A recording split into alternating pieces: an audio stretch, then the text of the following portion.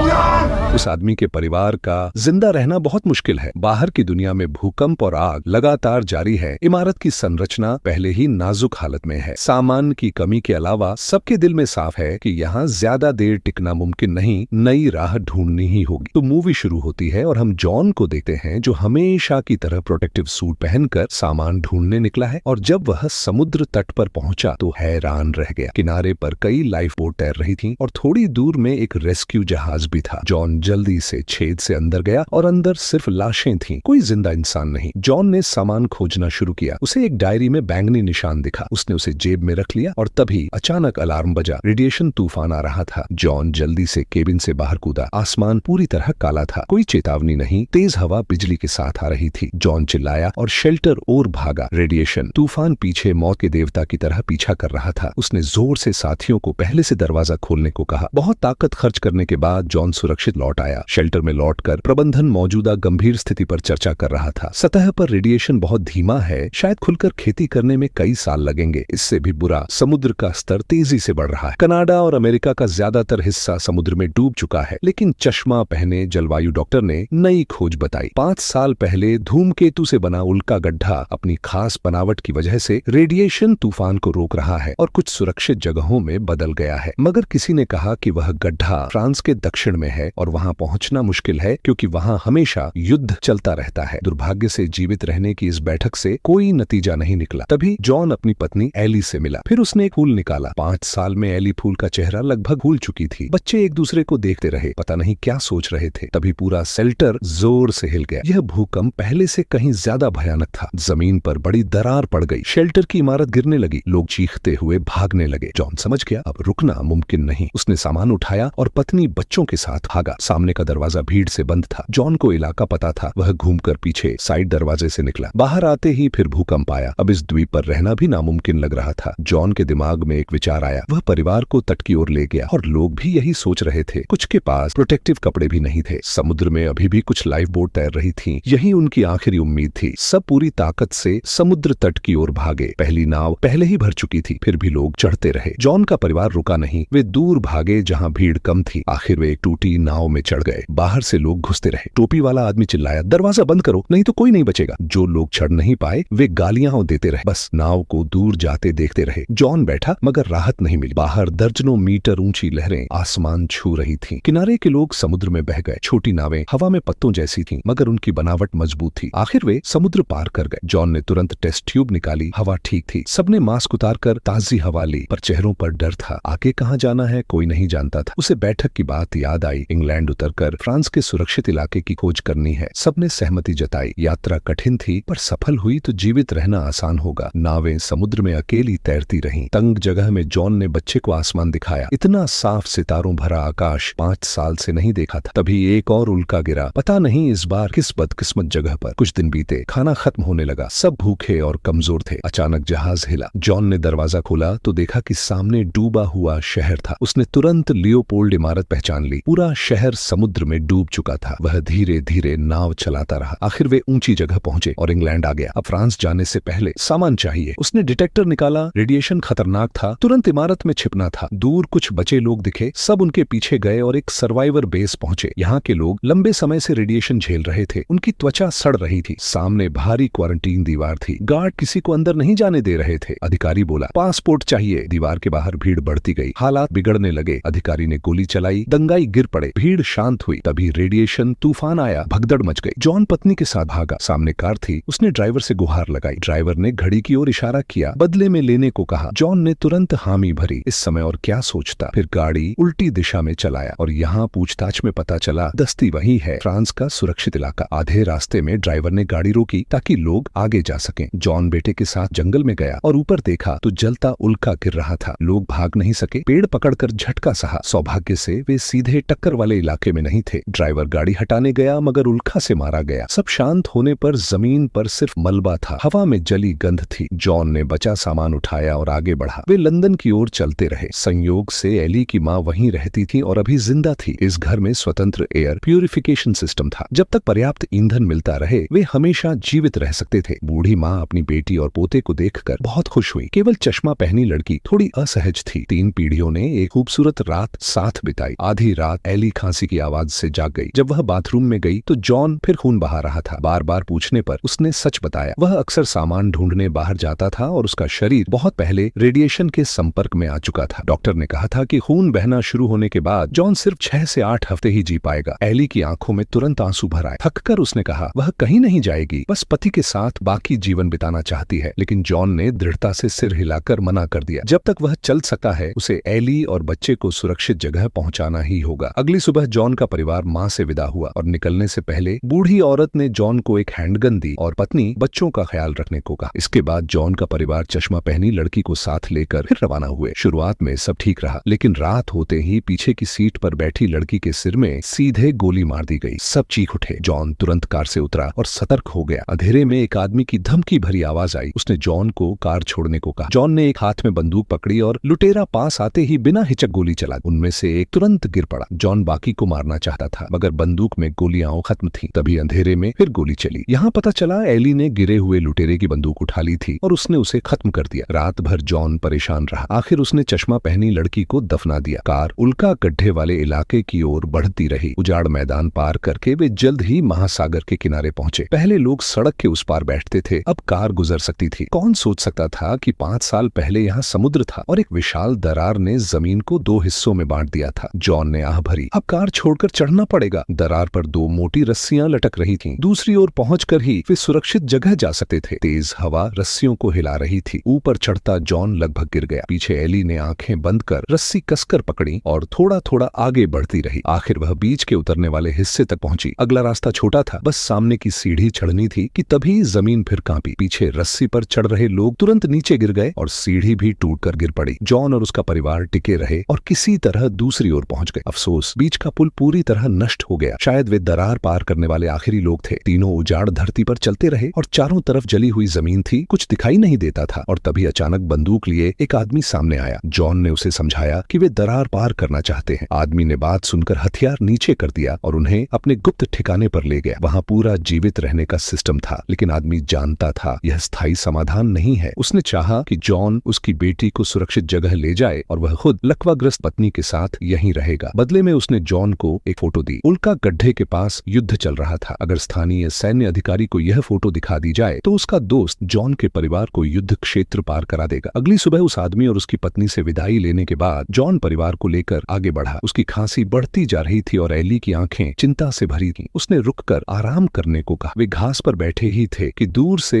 हथियारबंद सैनिकों की टोली दिखी और लड़की ने अपने पिता की पहचान बताई कि वह यहाँ के अधिकारी का दोस्त है। जवान सैनिक का रवैया नरम हो गया। उसने चेतावनी दी कि आगे युद्ध क्षेत्र है और हर रास्ता बारूदी सुरंगों से भरा है। रात को वही सैनिक उन्हें एक छोटे रास्ते से ले गया। यह उल्का गड्ढे तक जाने का रास्ता था, मगर दिन रात लड़ाई चलती रहती थी। गोलियों की बारिश के बीच सैनिक हाँफते हुए बोला कि आगे कैंप दिखेगा, फोटो वाला अधिकारी वहीं है। फिर वे रात भर चलते रहे और सुबह कैंप पहुंच गए और यहाँ पता चला कि फोटो वाला अधिकारी मर चुका है, लेकिन नया कमांडर एक बूढ़ा आदमी है। जॉन की बात सुनकर उसने परिवार को उल्का गड्ढे तक भेजने पर सहमति दे दी। सबने राहत की सांस ली और फिर वे एक लंबी बस में बैठे। ज्यादातर लोग सैनिक परिवार थे और सबका डेस्टिनेशन वही सुरक्षित जगह था। चलते समय आगे धमाका हुआ। सुरक्षा सैनिक बाहर निकला और लुटेरों ने उसे मार दिया। किसी ने सोचा भी नहीं था कि कैंप के पीछे विद्रोही छिपे हैं। बस में बैठे परिवारों को नीचे उतार दिया गया। जॉन जानबूझकर पीछे रहा। जैसे ही एक लुटेरा मुड़ा, उसने उसका हथियार छीन लिया। बाहर खड़े लोग भी भिड़ गए। तभी बस के अंदर गोली चली। जॉन दरवाजा खोलकर बाहर आया और उसने लुटेरों को खत्म कर दिया, लेकिन खुद भी गोली खा चुका था। उसने कहा उसका शरीर अब जवाब दे रहा है। बस फिर आगे बढ़ी। थोड़ी देर बाद सड़क किनारे हरी घास दिखी। पहाड़ की चोटी पर पहुंचकर एली जॉन के साथ उतरी और उसके चेहरे पर खुशी आ गई। सामने विशाल उल्का गड्ढे के भीतर हरा भरा स्वर था, पेड़, साफ पानी और जीवन। यही वह सुरक्षित जगह थी। उस पल जॉन संतुष्ट था। उसने बहुत कुछ सहा और आखिर अपने परिवार को यहाँ ले आया। लेकिन अगले ही क्षण जॉन जमीन पर गिरकर पूरी तरह लकवाग्रस्त हो गया। अफसोस, वह आगे की खुशियां नहीं देख सका। यही ग्रीनलैंड का सेकंड पार्ट है। दोस्तों, अगर पसंद आए तो जुड़े रहिए। अगले